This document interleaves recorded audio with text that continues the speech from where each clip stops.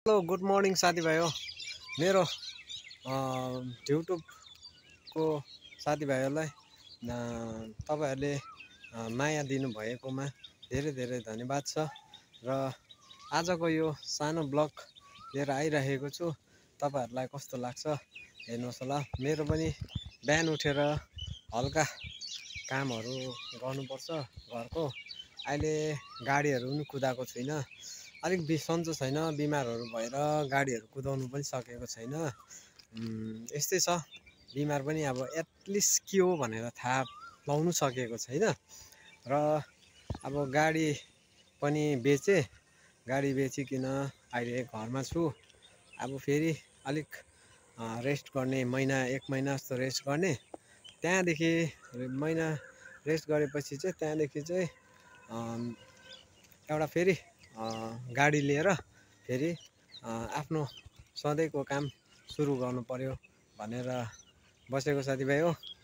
अब मन त लाग्दैन, के गर्नु, घरमा बस्नु मन लाग्दैन। अब मन लागे पनि के गर्नु, बाध्यता त्यस्तै परिरहेको छ। अब बस्नु करै लागिरहेको छ। अब अलिक बिसन्चो भइरहेको छ।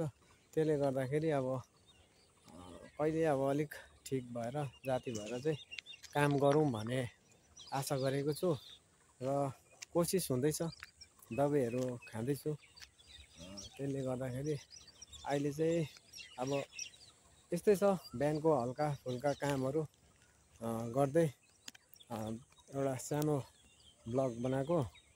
अब तपाईँहरूलाई कस्तो लाग्छ, तपाईँहरूले एउटा विचार गरिदिनुहोस्। र हाम्रो गाउँको भ्यूहरू चाहिँ यस्तै छ, हेर्नुहोस् ल साथीभाइ हो।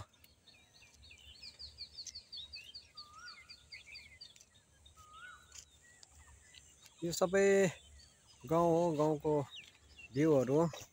हेर्नुहोस् त साथीभाइहरू, यो सबै गाउँको भ्यूहरू हो। उतल चर्च छ, चर्च बनिँदै गरेको।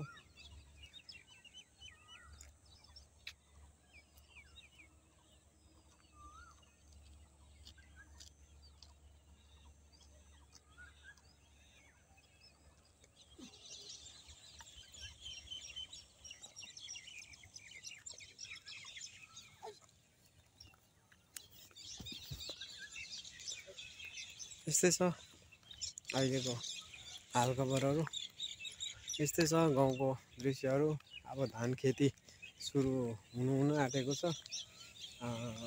अब बिस्तारै बिस्तारै धान खेतीहरू सुरु हुन्छ। यहाँ पनि जब पानीको अलिक सिजन भएपछि यहाँ पनि धानहरू रोप्ने गर्छ। यहाँ त अब मेन अब धानहरू हो अब खेतीमा। अन्त अहिले त खेतीबारीमा पनि त्यस्तो केही पनि छैन साथीभाइ। अहिले चाहिँ खाली खाली छ, तपाईँको हेरिहाल्नुहोस्, खाली छ खेतहरू। अहिले त्यस्तो उयो चाहिँ छैन। अब बिस्तारै यो सबै आफ्नो आफ्नो फसलको पनि अब खेतीको पनि टाइम हुन्छ। त्यो टाइममा अब रोप्ने गर्छ। अरू बेला अब त्यस्तै हो, रोप्दैन।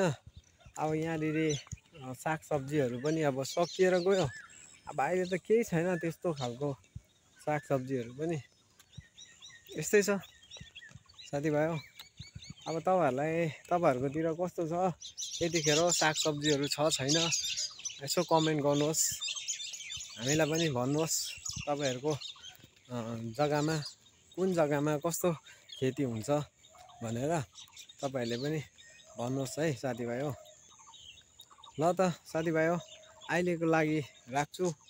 अब किनभने अब फेरि आज बजार जानुपर्ने छ र डक्टरको रिपोर्ट लिएर जानुपर्ने भइरहेको छ।